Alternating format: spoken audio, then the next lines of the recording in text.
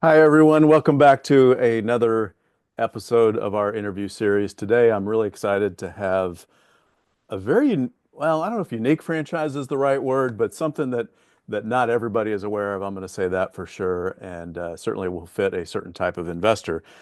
Today, I have with me Jeff Lewis. He is the Assistant Vice President of Franchise Development for Propelled Brands and exclusively working with our hot brand of the day, My Salon Suite. So, Jeff, if you wouldn't mind introducing yourself and saying a couple words, that would be great. Yeah, hey everybody. So good to be featured here with John. I've been with Propelled Brands from the very beginning. I worked with the Fast Signs brand, started with them in 2013, working closely with Catherine Monson and the support staff there, and was able to join the My Salon Suite brand in franchise development, um, you know, earlier last year, and really excited to be part of this and really fun and growing concept.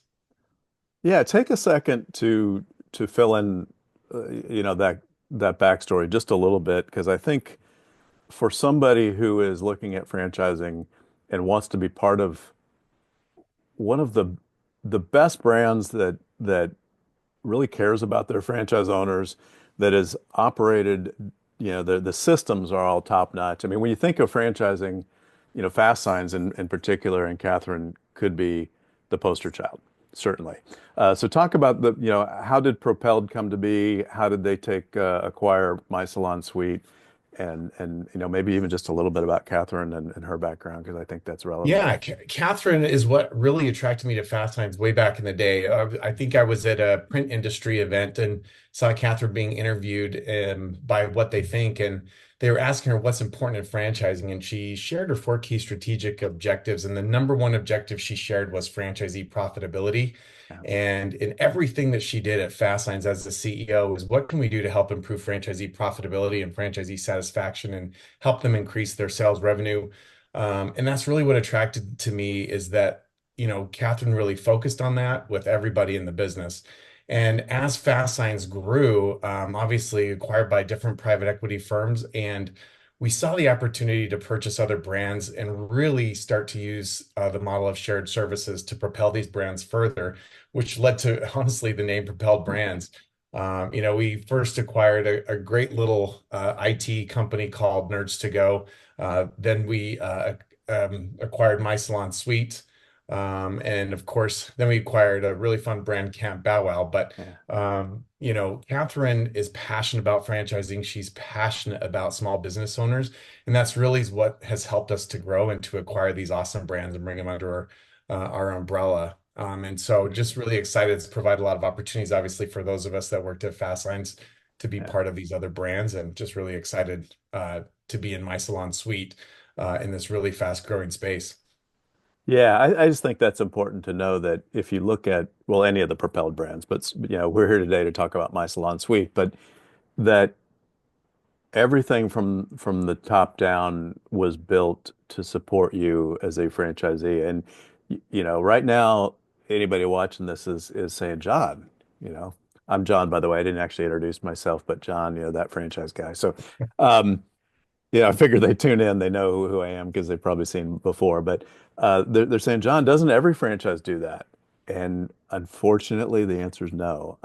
There is by I mean, there's certainly a sliding scale, right? There's different gray areas or different levels of that franchisee support, but only the best of the best really, that's their mantra. That's number one on their 4 point list or their values is franchisee profitability or that franchisee relationship. I also want to point out that Catherine was the International Franchise Association president for 2 years. I think it's been a year or two since she's out, but that's a big honor and just shows her commitment to the whole industry. So, all right, so we got Propelled out of the way now, and the support that goes with that.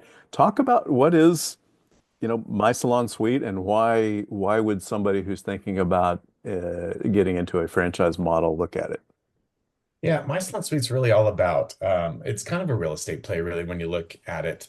You're becoming a landlord to health and beauty professionals that become your tenants. Mhm. At My Salon Suite, we call them members, but we're an incredible real estate investment where you either lease or buy, typically lease, 6 to 8,000 square feet build out those suites to give the health and beauty professional everything they need to be successful.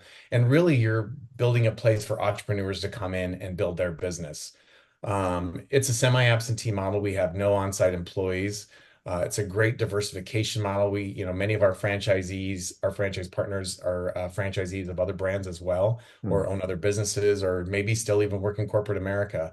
But they're diversifying their investment and through this semi-absentee model are able to continue to build wealth. And also, be an incubator for other small business owners. So it's a really fun brand. It's a really fun concept. It's a very, fairly simple concept, Yeah. but one that you definitely want a franchisor's guidance to make sure that you do it right, and really set yourself up for success and ultimately profitability. Yeah, I mean, anybody who follows me or even just a quick glance at my LinkedIn knows, we're in the space. We have three men's hair salons, and here in Tulsa, where I live. Um, but this is a different animal, and so I love the idea of, it's just different. So let me talk about or ask about. So you have no employees. How do you find these tenants or members, as you call them? How do you manage the facility? How do people come in and access it? All those kind of things with nobody there. Yeah, so I mean, I look at it kind of in the four key areas that we help as a franchisor and something that makes us a little bit different. First of all, from a successful standpoint, finding the right real estate at the right price in the right area Hmm. is one of the most important things you can do to set yourself up for success. And we've got a team that's been doing this almost since the very beginning. They've opened over 300 locations. They know where we want to be. And because there's so much data in this business, we can really dial in, and help our franchise partners find the right locations. But the second thing, kind of more to what you're talking about, is recruiting those great members. We have a digital marketing agency that goes out and targets these health and beauty professionals and helps them understand the benefits and see the benefits of moving their business into a My Salon Suite. Many of our members worked in a full service salon, let's say, where they Mhm. might have been splitting what they make with the salon owner, or they're paying a booth rental fee, and they're committed to being there certain hours, et cetera. By moving to a My Salon Suite, they're able to set their own hours. They're able to do more of that gig work and work when they want to work. And ultimately, a lot of them bring home much more money because they just pay a flat fee every week to have their Mhm. suite. So we help them with the recruiting aspect. The other part of it is the retention aspect of it. There's a lot of technology that we provide, and everybody's got one of these in their hand, and our franchisees can Yeah. run a lot of their business right from their phone, through our Suite Force app. But that helps them automatically collect those weekly rents. It helps them automatically deal with maintenance issues and things Yeah. like that, which helps them not have to be on site. We have a lot of great technology in the buildings that we build, where the doors unlock at a certain hours, where there's security systems that let people in, that make it so that someone doesn't have to be there to turn the lights on. And our members can work anytime they want, Saturdays, Sundays, late evenings. Yeah. They can access the building when they need to. So, other than having the place being cleaned on a regular basis, and handling any maintenance issues that pop up, there's not a lot for the franchisee to do, but really focus on building an incredible community in their four walls of different health and beauty professionals, and being kind of that incubator for them, as I mentioned earlier. And I think the last thing is, you've been in franchising a long time, having a franchisor behind you with the playbook, with the operations manual, Right. having access to a support team from marketing to operations to construction. And of course, having access to amazing other franchise partners in the network, for best practices is really what franchising is really all about. Yeah, I love it. And just to clarify too, it's not just hair, and I didn't mean to insinuate that, right? But any beauty space, right? Massage, estheticians with eyelashes and skincare and all that stuff, right? In addition to hair. Yeah. Absolutely. Yeah. Massage therapists, tattoo artists, Mm. Botox people, the thing now, IV infusions for when you're sick or you just finished a marathon or something like that. You name it. If they have to do with health and beauty, they can rent one of our suites. And it really becomes fun when you really diversify, the members within your suites as they provide referrals to each other and, Yeah. play off each other's businesses. Yeah. No, I could totally see that as you're talking about. That's the first thing I've kept popping into my mind. Um, so just kind of taking a little different tact, you know, how many of your franchisees own multiple locations? Is that something that's common? Yeah, most of our franchisees do own multiple locations. This is a business that's scaled really well. Our average franchisee owns 3 locations, but obviously we've got franchisees with much, much more than that. Hmm. At that point where you have three, that might be where you bring on an employee to manage the business for you, and then it really becomes an absentee business. Because one person can manage the 3 locations, take people on tours, help with the leasing, deal with any maintenance issues, that kind of a thing. So Yeah, this is a multi-unit play. It doesn't have to be. We sell single units, sure. and that we have many franchisees happy with one unit. But this really scales well and helps build wealth and build income from an absentee type model. I asked that question not necessarily because it has to be to make money or something like that. There are some models where you have to own multiples to make money, but more if somebody owns more than one, that just is almost a validation on paper to what you're providing, right? Because it's not an insignificant investment. This is one of the higher end, in the higher end category for sure, and we'll talk about that in a second. Um, so to make that investment a second, third, and more times, uh, just proves something's going right, right? Yeah, absolutely. Um, so it certainly, I guess we can just follow that train of thought there. It certainly is a higher end investor type model. Um, what are you looking for in an ideal candidate? And I guess we should include the financial profile just because it is a sizable investment. But what else makes a good franchisee for My Salon Suite? Yeah, I mean, obviously qualifying financially is a very key component of this. We're looking for someone with a net worth of roughly 1.5 million, Yeah. with about 500,000 of that liquid, with savings, IRA, 401k, cash savings, that kind of a thing. On top of that, you don't need to be in this industry at all.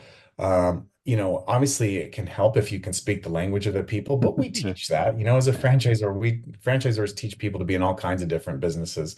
We can teach you to be in this business. I think the other thing that I've seen that really makes a successful franchisee is those that care about their members, and almost act somewhat as a mentor to these small business owners as they're building their business.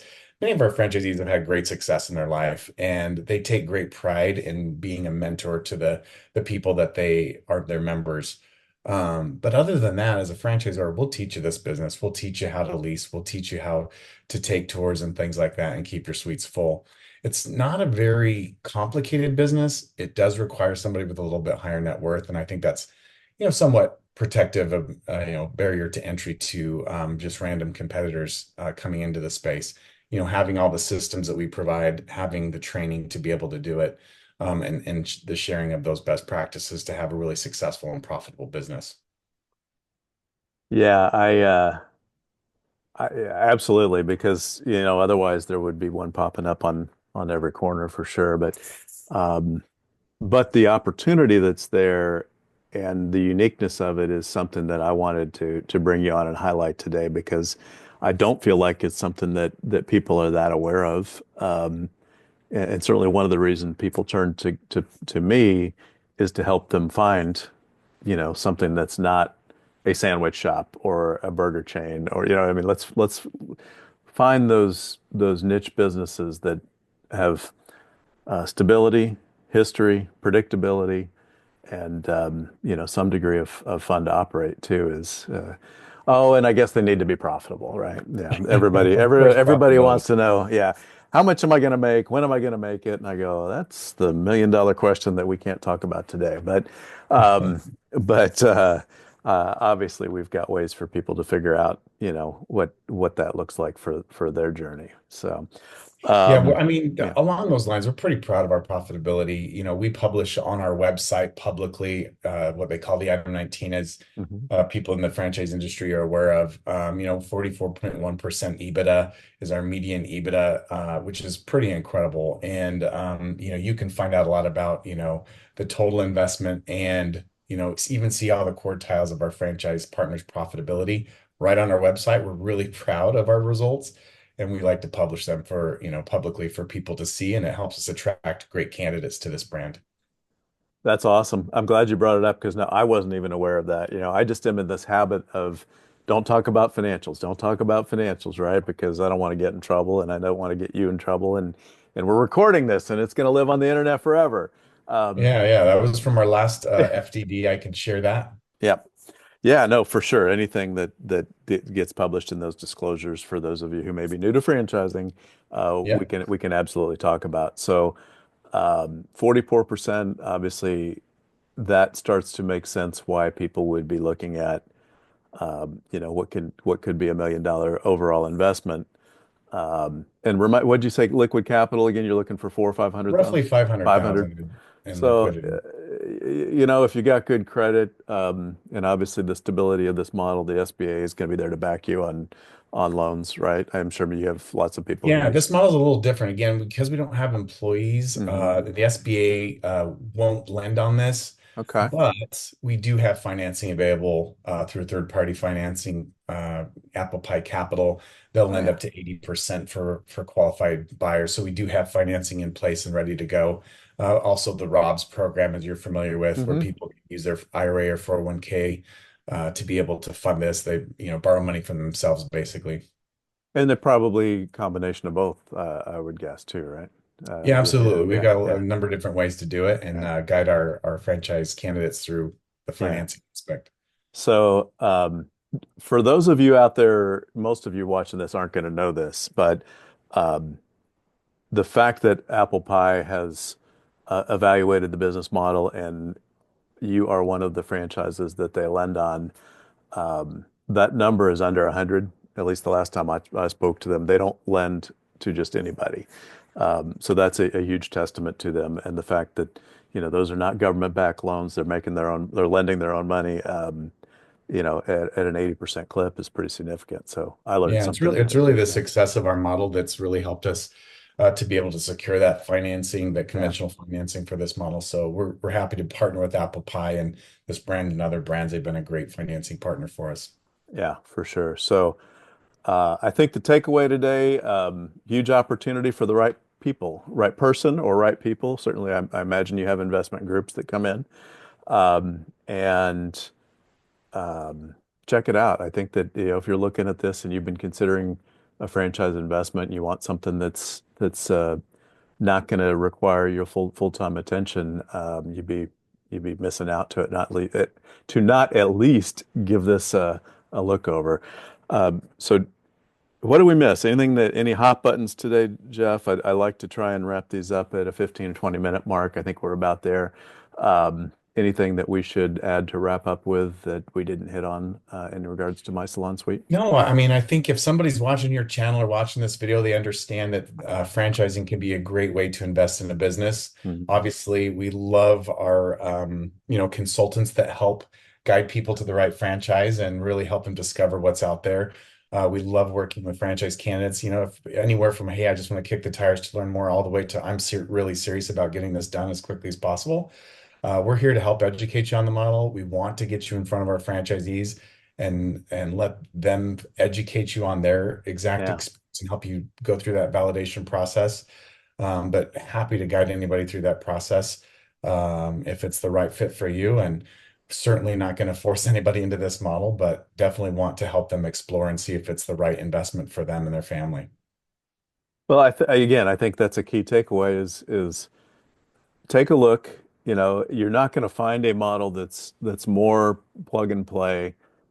And I don't mean that disrespectfully. I mean that in that as the franchise candidate, as long as you dig in deep enough and you understand this is what I do every day as an owner.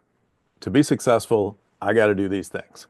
That's the plug-in part, and then you go play. And so it's really fairly simple, not just to operate, but it's also fairly simple to do discovery on it because that's really it. You know how much it costs. You go figure out, can I do this and will I enjoy, doing these activities on a daily basis? And in this case, being semi-absentee, maybe as little as an hour a day. So I love it.